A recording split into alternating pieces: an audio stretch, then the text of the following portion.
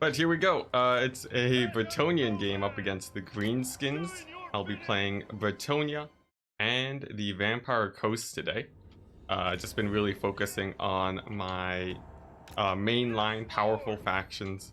And coming in for 0, it's going to be a fairly small build with a bunch of Savage Orcs, 2 Ragnarok Spiders, and just a few Skirmishers to round out the build.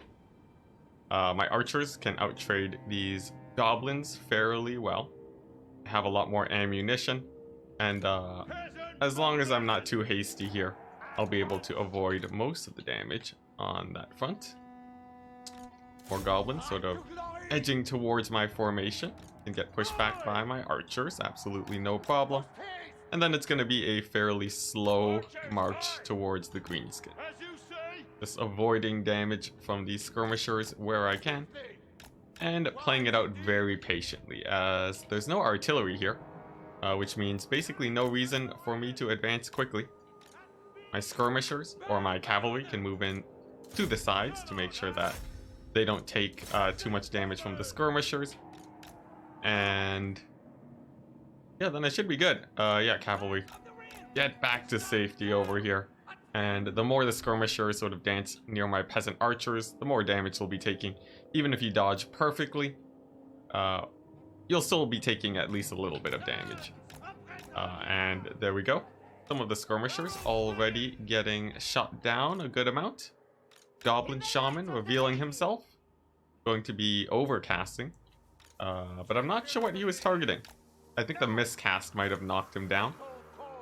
Which is a really nice lead for myself. He's also a little bit forward, so I'm going to bring Lewin up and see if I can get some damage onto him. A little bit of cycle charging can go a long way, and given that he's already damaged, it could be easy pickings. Although with the advancing of the Greenskins, I think that Shaman is likely back in a safe position. There he is, so I'll just be pulling right on back. Now, I also forgot to hotkey my army, but there we go, and that hotkeyed, and a Vindictive Glare goes in on Lewin, but he is very high armored and is not worried at all about a few shots from goblins. And here we go, the mainline fight is going down. Plan number 1, armor debuff on the Ragnarok Spider. Plan number 2, second armor debuff, and then a ton of archer fire. I'm going to be focusing it down, bringing in Lewin, and yeah, trying to take it out. These skirmishers, I'll push away with some of my cavalry, and then use the rest of the cavalry to start cycle charging the Greenskins infantry. That first Ragnarok Spider is very near dead now, which is very good. And now it's routed. Then after that, it's just going to be hitting up the next spider, which could be a bit difficult. I'm not sure exactly where it is. There it is. Yeah, I'll need to take out the 2 spider units, and once they're gone, then I should be fairly good to go. Let's see here. Where's Lewin? Yeah, so the goal is to finish off the 2 spider units. My cavalry will be able to finish off the rest of the Greenskins fairly easily after that. Although right now I don't have any armor debuffs for a while, so this could get a little bit dicey, but Lewin has a lot of AP damage, so I think the spider should be able to be dealt with fairly well. Some of the wolf riders are moving back into my lines, but I have cavalry that I can pull in to defend. It'll also give me more time to cycle charge, so that should work out pretty well. As for Lewin, he's in a little bit of a precarious situation, as the hero squad has caught up with him. So I'm going to pull him out, wait for the debuffs to come in again, and then it's going to be back to focus firing that single entity. As for my cavalry that was chasing the skirmishers, I did over-chase there just a tiny bit, but now that they finally regrouped, I should be doing much better now. I will actually be trying to disengage too, and starting to spread out my forces, since the Greenskins don't have many troops themselves, and I'll be able to pick off some key targets like these Savage Orc Big Guns, just charging them in the back, and generally getting in some free damage while I retreat. I will be losing a few of my casters, or infantry units here while I pull back. But I should be trading upwards in this situation fairly well. Especially once I can get my disengages going. And it's really just these spider hatchlings that pose a main threat while I try to disengage. But with the cycle charging of the cavalry, should be more than enough to actually clear out many of the troops here. We'll want to run away with my casters. And then the constant pressure, the cycle charging from the back, is going to slow these guys down so that my infantry can actually stay safe. And we're seeing that right now where my archers are able to continue firing fairly freely. Plus the benefit of Lewin too with his terror is going to be absolutely great at actually routing off these guys for my cavalry. Now another unit of archers will be getting compromised here. It'll be retreating as best as it can into some peasants. And once it's able to fire again, then I will go ahead and do that. The focus fire too right now is focusing mostly on these savage orcs, and I'm doing that because once the greenskins lose a critical mass of infantry, you can actually pretty easily you can pretty easily kill off the single entities using Lewin. So that's going to be the goal. The infantry has been very battered in terms of leadership, so a final charge in should be able to take care of them. And there we go, it's going to be a mass rout on the infantry. A little bit of good timing goes a long way. And now, final step is going to be debuffing this Arachnarok spider using Lewin to throw down his armor debuff. And if you take a look at the armor, it is... Oh wow, it's only interesting. It's only 90. I think I missed. Oh, my caster didn't throw down her armor debuff. There we go. Yeah, so there we go. She finally throws it down, and the Arachnarok spider has an armor of 60, which is extremely low, and it will be taking, not extremely low, but very low for spiders, and it'll be taking a lot of damage from Lewin. And the archers, I mean. Ooh, long day. Yeah, so it takes a lot of damage from the archers. The burst damage snipes it down real fast, and I left the easiest pickings for last, that being Skarsnik and the hero squad, just because Lewin with cycle charging makes this a very easy task. Of course, he could get fermented fungi, and he does. He will be taking a lot of damage here, and something that I actually did forget about, but I have so much infantry support that he should be able to survive. If Lewin does die, that would be a pretty bad situation, but he's at high enough HP where I should be good. The Night Goblin Shaman now at pretty low HP. Lewin manages to survive the fermented fungi, and that's going to be a win. So pretty good. Ooh, all right. Looking at the damage of these troops, the Arachnarok spiders did not pay for themselves just because of the focus fire. Lewin with his armor debuffs helped a lot, but I think I might have gone a bit overkill on the armor debuffs. Stacking them up together made it so that I had to wait a really long time for the cooldowns. As for my archers, they are king when it comes to Bretonnia, and they all paid for themselves, and even some of my cavalry paid for themselves, but not all of them. So there we go. Not too bad. I think in the earlier stages of the game, I probably could have been cycle charging the infantry a lot more. But you know, a few things to work on, but I still managed to win. So this next game up against Zero, I am going as the Vampire Counts Against Chaos. It's a pretty nice skirmishing corps of Marauder Horsemen, a Chaos Sorcerer of Fire, and a ton of Chaos Spawn and Elite Infantry. So the Elite Infantry, I'll start picking away at them using my Deck Droppers.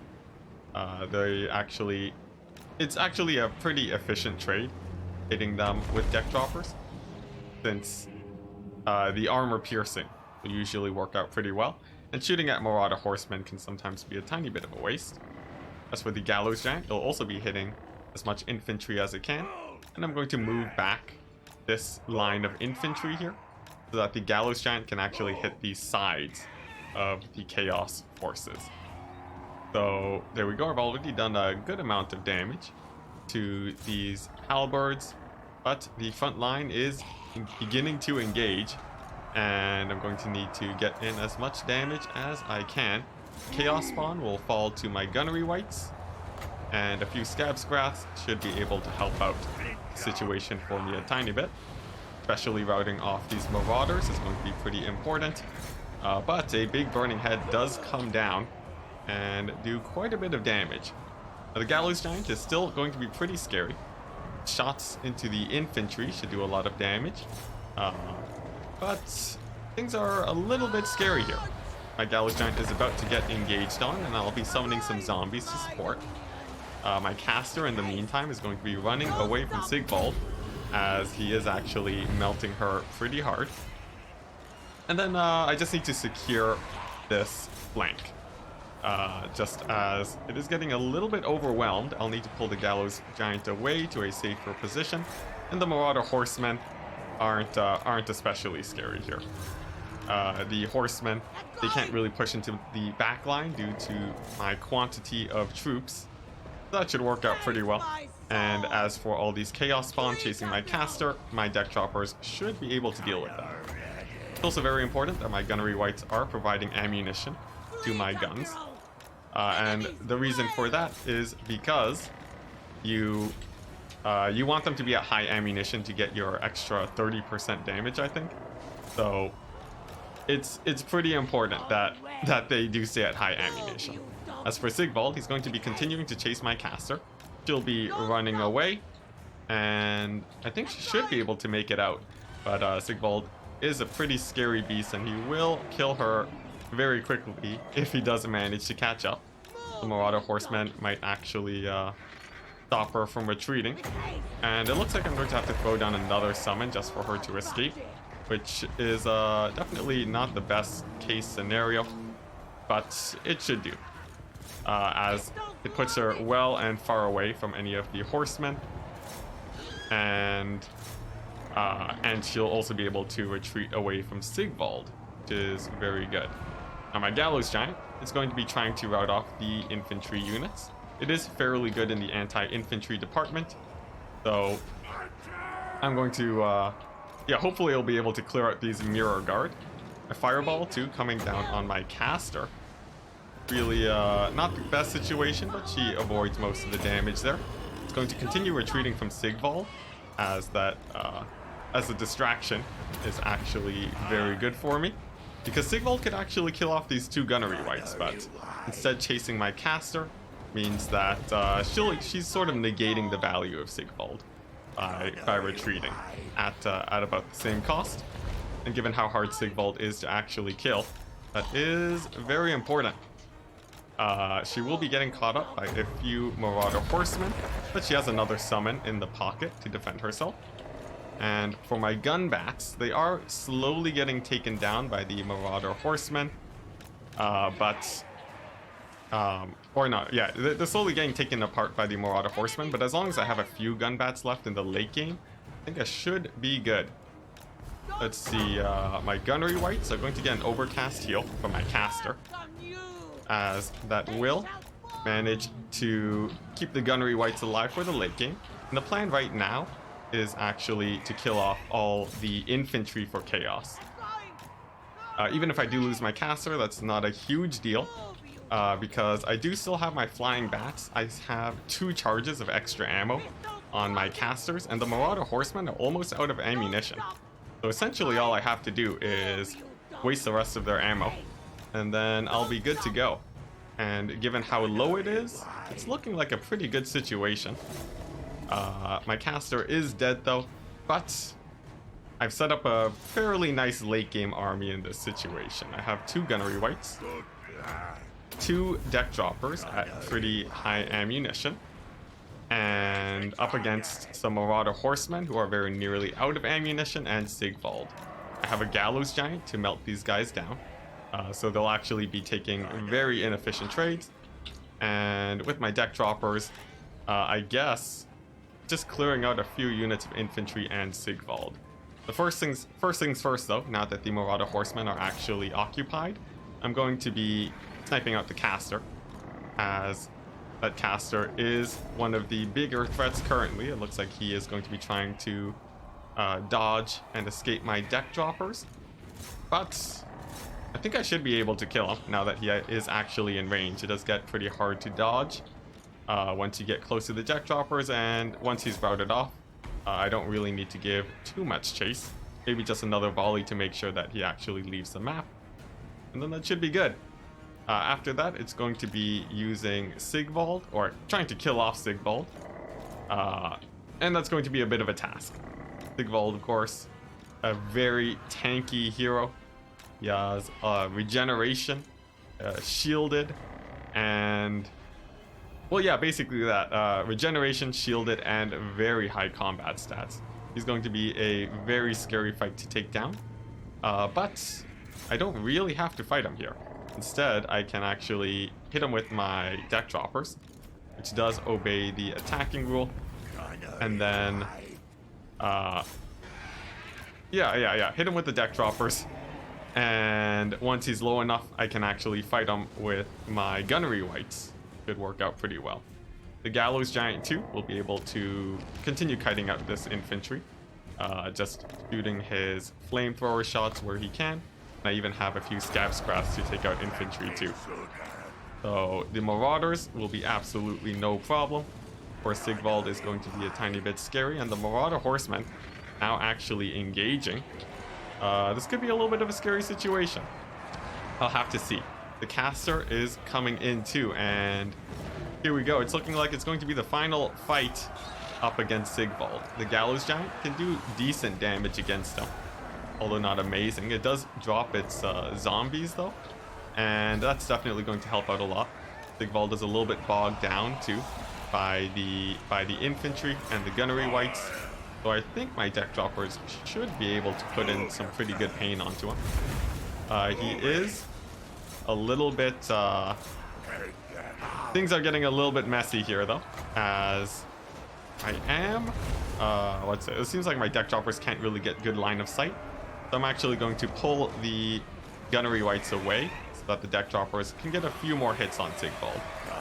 As for my ammunition boosts, I'm going to give it to my flyers, and then now it's going to be focusing down Sigvald. He is in a fairly exposed position, and I have my heroes all together, my Gallows Giant too. So with a few more shots to the back, I think I should be good. Yeah, he's heal capped too, thanks to all the damage that my Vampire Admiral caster did to him. And even though I will be losing the Gallows Giant, I think these deck droppers should be able to finish off Sigvald. They really just need a few more shots, but looks like they're having a few more line of sight issues. He is actually hitting the gunnery wight, and I will have to land in just a second, which is a pretty scary proposition when it comes to Sigvald. A fireball hitting my Gallows Giant too definitely does not help. But Sigvald is low enough where I think I can just kill him. Nevertheless, it was still a very close game. He does manage to kill off both of my gunnery wights, but at this point, that extra ammunition just really coming into the late game, and Sigvald finally gets routed off. Jeez, way closer. Yeah, I was really close for comfort. Oh my goodness, I think the Gallows Giant didn't really... it did okay. So, I was gonna say it didn't pay for itself, but it actually did do pretty good. Although, I think I could have done better with it. It didn't get a ton of actual shots onto the infantry, and a bit of better positioning probably could have allowed for that. I really ate a lot of burning heads too. Wasn't great. But for the rest of the army, I think chasing the caster was probably a really bad idea for Zero. If he had killed the gunnery wights first, that would have done a lot more. And of course, my deck droppers, my flyers, were really the MVPs this game. They were shooting for the entire game, and the extra ammunition really made them a force to be reckoned with up against Chaos. But maybe next time, I'd focus the Marauder Horsemen instead. Next one is going to be High Elves up against the Bretonnians. The High Elves have brought many Rangers, a few War Lines actually, Reavers, and it's a bit strange. A lot of their income seems to be missing. Most of it actually going into the Sisters of Avralorn and these Keepers of the Flame, but the cavalry forces for the High Elves are pretty slim.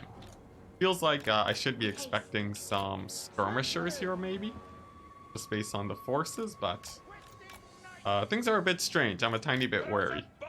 Nevertheless, I still have a pretty nice lead here. Specifically, these archers will get shut down really hard by my trebuchets.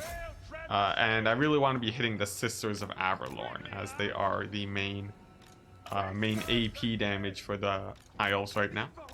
The Keepers of the Flame are strong, but not especially scary, as they don't really have the mobility to catch any of my cavalry. And as for the Fey Enchantress, she does take a big shot from a Lithanar, but she actually has a lot of magic resist, so she actually won't be taking too much damage on that front. And now the plan is to dive in onto the High Elf backline. My archers are going to be focused firing the Sisters of Avralorn, and I will be losing a few knights here on the charge, but once these archers are actually dealt with, I should be in a pretty good position. Keepers of the Flame are going down. I think possibly a Burning Head might have gone down, but it actually gets cancelled by the looks of it. And my paladins, they can also start diving into the backline. They're going to be focus firing a Lithanar, and they'll probably be able to end the game fairly well. The infantry too, the rangers, get pretty shut down by charges from cavalry, and they should be out too. Keepers of the Flame also just a tiny bit late to the engagement, are going to be won't really be able to help out the archers, and with the Lithanar now getting chased down, I think I should be in a fairly good position. I've secured the frontline fight. The cavalry is all alive, and Sisters of Avralorn are off the field. Now, there are a few units of cavalry diving into my backline that I will have to address. And what I'll be using to defend against that is going to be my it's gonna be my reserve cavalry that I've left to deal with the infantry. There'll be more than enough to face off against War Lions, just because War Lions aren't they're very high AP, but they're very squishy, so as soon as they take a charge from the cavalry, they should be going down fairly quickly. As for the backline of the High Elves, I'm feeling pretty confident, as really it's just most of the archers are gone, and I just have to worry about well, I guess not much really. I guess not much. The War Lions are taking a lot of damage. My two paladins have won out the single entity fight, and I still have a ton of archers to actually kill off the Keepers of the Flame if the fight does come down to that. Not to mention there's also a ton of cavalry, so I should be good. Lithanar looks like he will be able to manage. He will manage to get out of this situation by pulling through the Keepers of the Flame. I'll actually end up losing a few units of cavalry too on the disengage, but I just have such a numbers advantage that it's a pretty straightforward win now. Lithanar spawns his clone, but we did see that go down, so it's pretty easy to figure out which Lithanar we need to attack. So I'll just focus fire him down, and as soon as he's dead, it should be army losses for the High Elves. Keepers of the Flame routing off at 75 HP. 75% HP is really rough, and you can see there, essentially they just got ignored for most of the game. They never really got a good fight, and the High Elf forces got overrun. Taking a look at the army values, you can see why the questing knights are so strong. They're very high AP, they can win any cavalry fight and do a lot of damage to infantry. The Bretonnian archers didn't really pay for themselves there, but they didn't see too much action either. In the late game, killing the Keepers of the Flame would have gone them a lot of value. As for the double paladin, also very effective tools for Bretonnia. And yeah, this is a very difficult build to deal with. It's really hard to win on the cavalry fight, and infantry has a rough time too. Here we go. This next game up against Cryptic. It's gonna be a coast game against Skaven. I have a crab build with Silostra, and she has to worry about Giselles at the start here. And I'll just be parking her behind this hill while I get the rest of my troops into position. My Rotting Leviathan on the flank will be trying to avoid the gunfire for as long as it can. And Silostra is taking a lot of damage, but once the actual mainline fight starts, I will be feeling much more comfortable. There are wolf rats on the flank, but I can pretty easily ward them off using my deck droppers, and of course my scurvy dogs too. And with how thin the Skaven frontline is, I think my masses of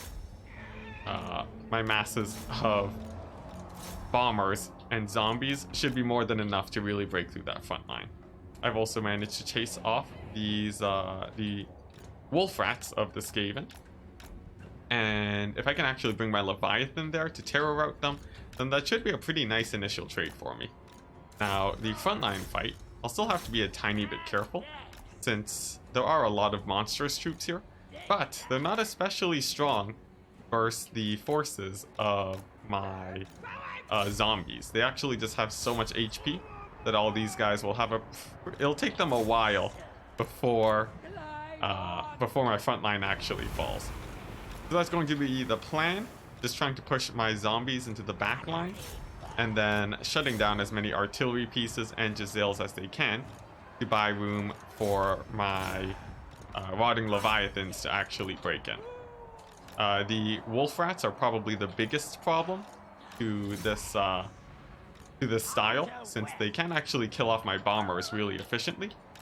But with most of the wolf rats chased off, I think I should be good. Silostra can come in now, and I'll be summoning the Knights Errant to shut down the Warp Lightning Cannons, and the deck droppers are going to fly straight in on top of the well, I guess the Giselles first to shut them down, and then they're going to be diving in onto the Brood Horrors and so on to finish them off. My Leviathans will be able to help pretty well in the single entity fight too, although they are much less efficient in that situation. It's mostly going to be relying on these flying deck droppers. So that's the plan. Let's see if I can execute it. The Knights are doing a good job shutting down all the artillery. The next goal is going to be chasing down these Giselles long enough for my Leviathan to actually get there. Skrulk should lose to Silostra, and the Council Guard are going to be eating a huge Kraken's Pull directly on top of them. That will be, that should be enough to kill them all, as they're not especially, well, they're fairly tanky, but, yeah, an Overcast Kraken's Pull can basically kill any infantry unit fairly well. And you can see here another 15 seconds left with the Council Guard still in the midst of it. They're going to be having a pretty rough morning indeed, as yeah, the single Kraken's Pull looks like it's enough to kill out an entire unit of Council Guard. Would you look at that? Most of them are still alive though, surprisingly enough. There's 74 models in there, and to deal with that, a single Hide Call will be killing off the rest of them. And there we go, 25 Winds of Magic to kill off a single unit, but it was definitely worth it, since they are actually, they are quite expensive. I still have a lot of my deck droppers too, and they'll be focused firing all the single entities here, while Silostra continues to fight. She has decent combat prowess with all her melee attack debuffs, so I'm fairly okay leaving her in this situation, especially with the deck gunner support. Still though, there are a lot of single entities there, and I'll have to be a bit careful to make sure that that I don't run out of ammunition. So turning off fire at will is going to be key, and sniping out the hero to break their leadership is going to be the next plan. It'll make it easier to break off the Brood Horrors, and once the Brood Horrors are gone, then that's going to be game. So yeah, the idea is I'll just be sniping out Squall. It could take a while though, as he is a fairly small target, but it looks like, there we go. It should be routing in just a second, and with my Scurvy Dogs, I'll be able to pretty easily chase him off. He's now shattered, so it's going down to focusing the Brood Horrors, but that won't be needed as I do manage to push my opponent into army losses. Pretty good. Council Guard are still alive. There's surprisingly enough 30 models in here. But another Tide Call should be able to finish off the rest of them. And there we go. Interestingly enough, they were actually able to stay alive for quite a while, despite the overcast Kraken's pull. But yeah, I still managed to pull out the win. I lost her with the 2,300 damage off of the one Kraken's pull. And the Skaven forces just really having a rough time. I think the major misplay here was the Wolf Rats. They could have actually done a lot more damage had they stayed together to win their fights against my Scurvy Dogs. It's just that they got chased off by my Deck Gunners in the early game way too quickly. The Brood Horrors too, all the single entities, couldn't really help in the frontline fight. And this build is sort of lacking a way of killing zombies. Usually you would want something like Globadiers or some other similar unit to melt down zombies, otherwise your backline will get compromised like you saw there.